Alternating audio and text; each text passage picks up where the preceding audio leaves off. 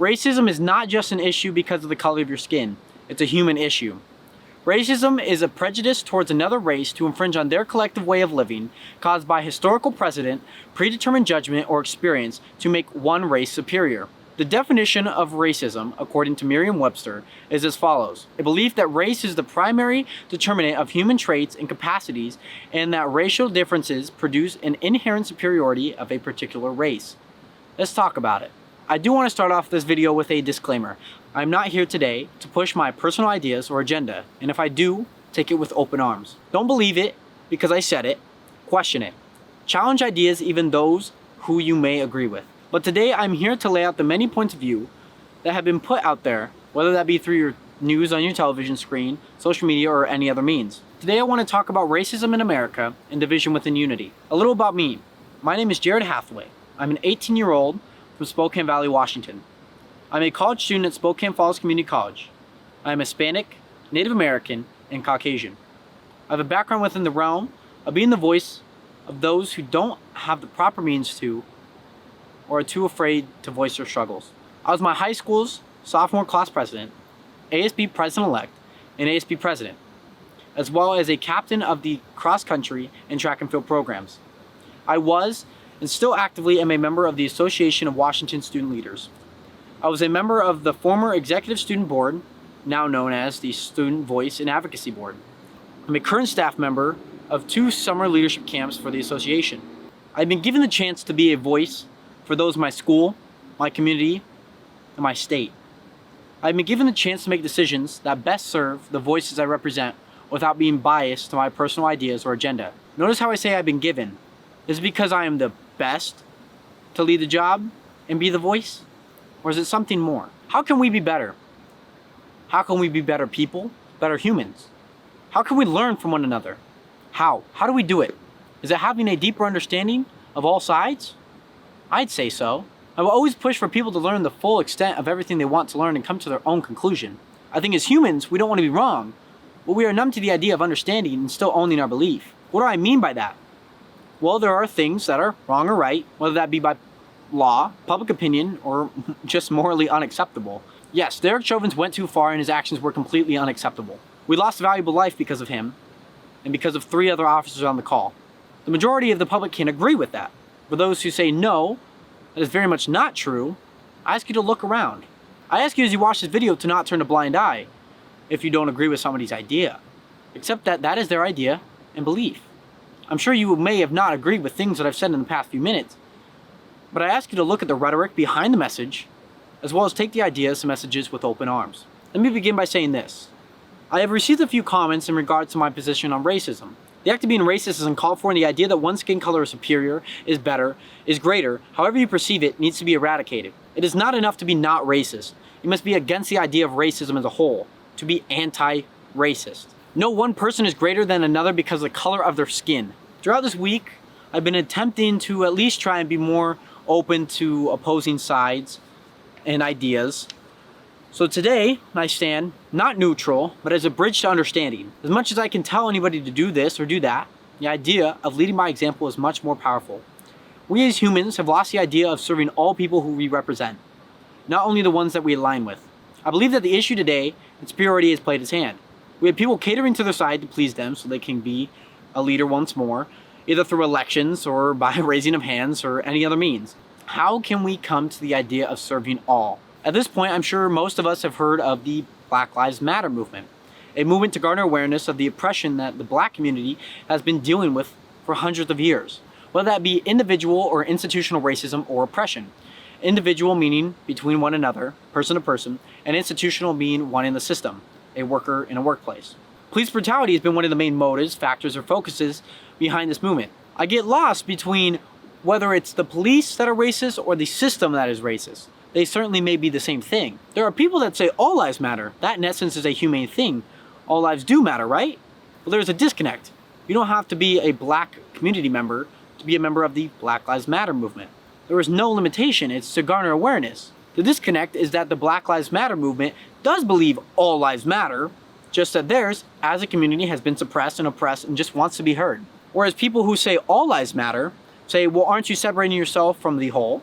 The message is in essence lost again. I saw this one tweet from a friend of mine who said maybe the hashtag should be Black Lives Matter too. This is in response to a tweet that states, "The phrase Black Lives Matter suggests racial superiority. It excludes the importance of anybody else's life. That is racism defined." A quote by Sheriff David Clark. Again, the Black Lives Matter movement's message is to boost their voices amongst all voices. Again, I don't want to pursue any of my personal ideas, but I was very much confused on the messages. I do think all lives matter, and thought that the BLM movement only generated more division. But as I learned more about the message, I thought, no, it's not about division that the Black Lives Matter movement seeks. It's the eradication of oppression and racism within the system. They just want to be heard amongst all communities. Division within unity. Two words that are polar opposites. Two words that are not easy to see together. I advise you that these next few minutes will be about my personal philosophy and why I do what I do. I promise I'll get back to the information on this video, but I want to share this idea because it is my foundation for making it. As a person, I see division every day. It's not always about the color of one's skin or being of a different ideology. You could simply drive a different brand of car. The quote, "United we stand and divided we fall," couldn't be more true right now. As I look into more social media posts on both sides and scrolling through comment sections, seeing people take on topics, getting more information about racism and police brutality, I see people arguing. I rarely see anyone say, "I hear you," and explain their understanding. Sure, the discussions like why cats or dogs are better, or why taking a shower at night is better than in the morning are more lighthearted, but we have lost the human nature of listening. We read, we compare, then we judge. I've been guilty of not being open myself, but to say that one's experience with somebody who associates with someone you disagree with does not make that person guilty. You are not guilty by association. Surely give me examples why you are guilty of association. I would love to hear your thoughts in the comment section. We as humans, after all, thrive in division. We would rather see somebody else take the fall. We also thrive in unity. The idea of division within unity is exactly this. I'm an athlete of the community colleges of Spokane's track and field program. Athletes come near and far. We come from different walks of life and we have different experiences. We know different things, yet we have a similar goal. We have division amongst the whole group, yet we, in reality, are unified to accomplish a goal. I ask you to look at your verbiage. Try saying something like, "We have class together," instead of, "You have class with me." Not, "I fight for you, I fight with you." An equal field of play is established. It creates unity and eliminates superiority. Not one person is better than another because you have the same class. I get to, I not have to. The subtle implication to your daily life can be the difference between unity and division. Now back to the information. I can imagine at this point we've seen words along the lines of F12, all cops are bad, etc. Others say there are good cops.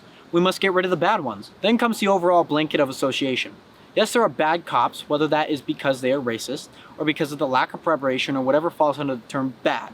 Humans will make mistakes. Some are bigger than others, and justice will be served for those who are affected by their actions. An argument could be made that if you have 10 bad cops and 90 good cops, and the 90 don't stop the 10 from doing bad things, then you have 100 bad cops. Let's flip it around.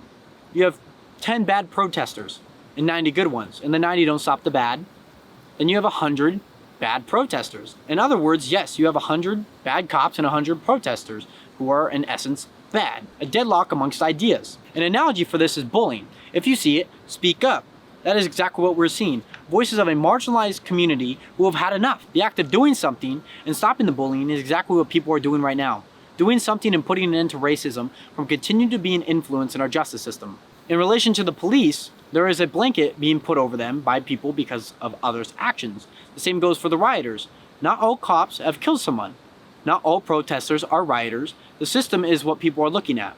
Racism has been ingrained into the system, and we are allowing justice to be taken advantage of. In addition to riots and protests, again, how do we further the understanding of one's understanding? There are people over here that are protesting peacefully, while there are incidences where people are ruining things. Some people say the police that are on duty are the ones doing it, or it is some other people who just don't like the police and would rather see the community burn. Notice how I say the community. I say this because it may not be their community, and they want to put the blame on the protesters. The Proud Boys, an all-men's organization who focus on Western values, have done just that in cities where I live near. Spokane, Seattle, Vancouver, and Portland. I'm sure there are more places where people outside of the community are ruining the protests to blame the protesters, but these are just the ones that I want to touch on and can touch on. In regards to the more violent protests, aka the riots, the burning of buildings, the smashing of business windows, and the looting from places can be seen as an injustice to George Floyd and others that have been lost from police brutality, while others remain nonviolent, there is a perception that the whole movement is for this, no matter who threw the first punch. There is also the argument that if black lives do matter, then why have we lost black lives in the process, many in uniform? Again, it comes down to the question, is racism ingrained into our system issue, or is it a people versus the police issue? Again, the message of the BLM movement is that the black community has been suppressed for years on end. On the other end, people say burn the city, burn the buildings, peaceful and nonviolent protests have got us nowhere. Now that a city is burned, people have finally listened. As sad as it is, it very well might be true. And follow up to that, bonds and bails are being paid for those being held on bond for protesting peacefully and being arrested, participating in the more non-violent end of the protest and being arrested, or other reasons that people may say is an injustice or even justice. However you see it, and being arrested. Those who agree with the pay for the bond side of the argument and being arrested for unknown reasons are willing to help because it is an injustice for those being arrested and they just want to see the end of the corruption within the system. Whereas the people who don't support the burnings, the more violent end of the protest, have one argument of why would you pay for somebody who burned down a building, looted from a business, and took jobs from those in the community? I'm simply putting out a few arguments from both sides, and as unbiased as I want to be, I need to understand. Those who are paying for the bonds and bails want justice to be served, and if the businesses and looting need to happen, then that's rock and roll. And those who don't want violence or don't want to see the country in flames say that those payments are not helping and aren't doing a justice to George Floyd and many others. My 2 cents on this.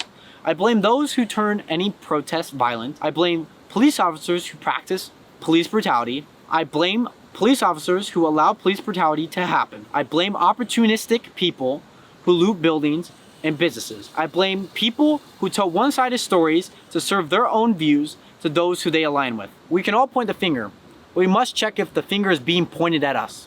Hold yourself accountable for your actions. Hold others accountable for their actions, but understand that they may have a different reality. I want to share some stories from those who were at the Spokane protest in downtown Spokane. This first excerpt comes from Kiara Dupree. I did go to the protest and I thought it was really fun. It was really peaceful and everything. Personally, I never feel as powerful or impactful on the world as when I'm marching. But there was tear gas, and in my opinion, it was unnecessary considering the protesters had stopped the looting from the second, more violent group and prevented it from going any further before the shots started firing. And almost anyone was very, very far away from the police the whole time. It was very intense considering that it was only protesters that got hurt because of the tear gas and rubber bullets, obviously. But then 2 people also got hit with a car, and still not sure whether those people who actually got hurt are okay because it was never in the media or anything. This next excerpt comes from Lily Thompson. I went from 2 to 5 and it was so peaceful. We were just in a group at the courthouse building. There were lots of police officers there, some normal and some of the SWAT team wearing a lot of gear, but they didn't engage. People were inches from them, but nothing happened. A few times, someone threw a rock or water bottle and the crowd went nuts, yelling at whoever threw it, reminding them that this is a peaceful protest. It was just chanting and vibing and nice. It didn't start to get bad until later into the night downtown. I wasn't there for that, but what I heard, the Proud Boys, a white supremacy group from CDA, were breaking windows of businesses like Nike and then running off. So people would start taking things and make it seem like the Black Lives Matter people broke it. There were people linking up and tried to block people from getting in, and people outside yelling that it's peaceful.